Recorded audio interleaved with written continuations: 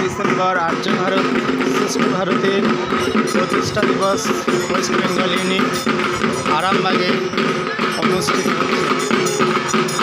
এই লক্ষ্মী সমাগম এবং আর্য ভারত শ্রেষ্ঠ ভারতের বিভিন্ন কার্যকর্তারা উপস্থিত ছিলেন এবং আর্য ভারত শ্রেষ্ঠ ভারতের সর্বভারতীয় সভাপতি শ্রী কালিদাস মুখার্জি মহাশয় এই অনুষ্ঠানে উপস্থিত আছেন এবং বিভিন্ন